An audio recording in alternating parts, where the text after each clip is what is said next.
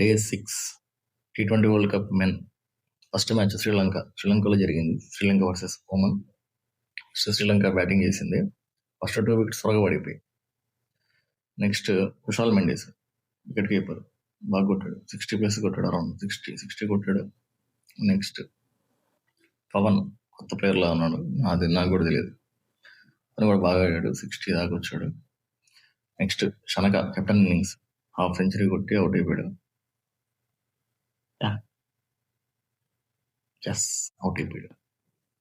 Next ఇంకా లాస్ట్లో Kamindu Mendis 19 runs కొట్టాడు.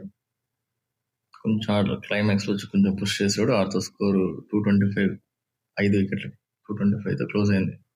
ఫస్ట్ ఇన్నింగ్స్ బాగా కొట్టారు. వాళ్ళది హోమ్ గ్రౌండ్ కాబట్టి వాళ్ళకి కొంచెం అడ్వాంటేజ్ ఉంటుంది. వాళ్ళ హోమ్ గ్రౌండ్ కాబట్టి. నెక్స్ట్ ఓమన్ వికెట్స్కి వస్తే, అదే ఓమన్ బౌలింగ్కి వస్తే ఉదేద్రా 1, నెక్స్ట్ సుఫియాన్ మహమ్మద్ 1, నెక్స్ట్ జితిన్ రామనంది. మన తెలుగు పేర్లో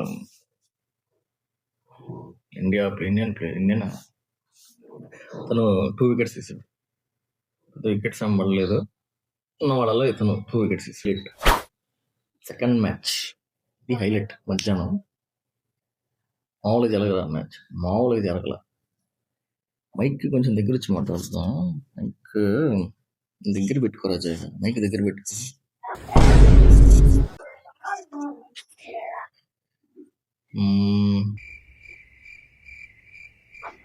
సెకండ్ మ్యాచ్ ఏమైందంటే, first Nepal batting. Nepal last match England అసలు క్లైమాక్స్ అసలు మామూలుగా జరగలే మ్యాచ్. నేను కూడా నేపాల్ వర్సెస్ ఇటలీ అంటే నేపాలే గెలుస్తాను. కానీ అసలు మామూలు ట్విస్ట్ కాదు. అసలు ఫస్ట్ బ్యాటింగ్ చేశారు నేపాల్ వాళ్ళు. అసలు 120 దాకా కొట్టారు. అంతే, అందరూ ఆల్అౌట్. 120కి ఆల్అౌట్ అందరు అవుట్ అయిపోయారు. ఆరిఫ్ షేక్ వాళ్ళిద్దరు మేము 20 కొట్టారు. రోహిత్ పాడల్ కెప్టెన్ వాడు కొట్టాడు. అతను కొట్టాడు. 30+ అనుకుంటా కొట్టింది. Half century. హాఫ్ సెంచరీయా అంతా కూడా 20 కొట్టింది. రోహిత్ పాడల్ కెప్టెన్ కూడా 20 కొట్టాడు. అంత లేదా, మ్యాక్సిమం 27. అందరూ వీళ్ళు ముగ్గురు, ఆరిఫ్ షేక్, రోహిత్ పాడల్, వీళ్ళు ముగ్గురే ఆడింది 20+. 23, 22, 27 ఆ రేంజ్లో కొట్టారు. 30 కూడా ఎవరు కొట్టలేదు. లోకేష్ బాబు లాస్ట్ మ్యాచ్ ఇంగ్లాండ్తో చాలా బాగా ఆడాడు. అసలు అతనుగా ఉంటే ఉన్నాడులే. Last time not out. బాగా ఆడాడు. లాస్ట్ మ్యాచ్ చాలా బాగా ఆడాడు. ఈ మ్యాచ్ 3 రన్లే, 3 రన్స్కి అవుట్ అయిపోయాడు. సో నేనైతే ఎక్స్పెక్ట్ చేయను నేపాల్ నుంచి. మరి దారుణంగా ఆడాడు. బ్యాటింగే కొంచెం చూసుకోవాలి. నాకు తెలిసి బౌలింగ్ చాలా బాగుంటుంది నేపాల్ వాళ్ళు తెలిసి. స్పిన్నర్స్ ఉంటారు కదా, నీకు స్పిన్ ఎక్కువ ఉంటుంది బాగా. బ్యాటింగ్ కొంచెం ఆల్రౌండర్ కరణ్ కేసీ కూడా లాస్ట్ కొంచెం పుష్ చేశాడు. 18 కొట్టాడు, 18 రన్స్ కొట్టాడు కరణ్ కేసీ. అక్కడితో టోటల్ స్కోర్ 123కి ఆల్అౌట్ అందరు. 120+ అంతే. 120కి ఆల్అౌట్ అందరు నేపాల్ అంతా. ఫస్ట్ ఇన్నింగ్స్ నెక్స్ట్ ఇటలీ బౌలింగ్కి వస్తే బెన్మనంటి 2 తీశాడు. క్రిస్టియన్ కలుగామిచ్ ప్రొనౌన్సియేషన్ కొంచెం అటు ఇటు ఉంది. అతను 3 వికెట్లు తీశాడు. నెక్స్ట్ జేజే స్మార్ట్స్, అలీ హాసన్ ఒక్కొక్కటి తీశారు. వికెట్లు మాత్రం బాగా తీశారు. ఇప్పుడు అసలు మ్యాచ్ ఇటలీ బ్యాటింగ్. ఓపెనర్స్ ఇద్దరు, జస్టిన్ మోస్కా, ఆంథోనీ మోస్కా. ఇద్దరు 60 వికెట్టే పడాల. ఇద్దరు 60+ కొట్టారు. ఆడుతున్న మ్యాచ్ 1-sided. మామూలు షాక్ కాదు అసలు. నేపాల్ వాళ్ళు కూడా షాక్ అయినారు. అట్లా నేపాల్ కూడా షాక్ అయిపోయినారు అసలు. నేపాల్ బౌలింగ్ వస్తే సందీప్ లమచ్ అని 3 ఓవర్లు వేసాడు, 30 రన్లు ఇచ్చాడు. నెక్స్ట్ మన కరణ్ కేసీ ఆల్రౌండర్. కరణ్ కేసీ కూడా 2 ఓవర్లు వేసాడు, 20 రన్లు ఇచ్చాడు. నెక్స్ట్ దీపేందర్ సింగ్ గారి లాస్ట్ మ్యాచ్ 2 వికెట్స్ తీశాడు. నాకు తెలిసి ఇంగ్లాండ్తో 2 వికెట్స్ 3 వికెట్స్ తీశాడు. ఈసారి మనోడు కూడా వికెట్లే తీయాలి.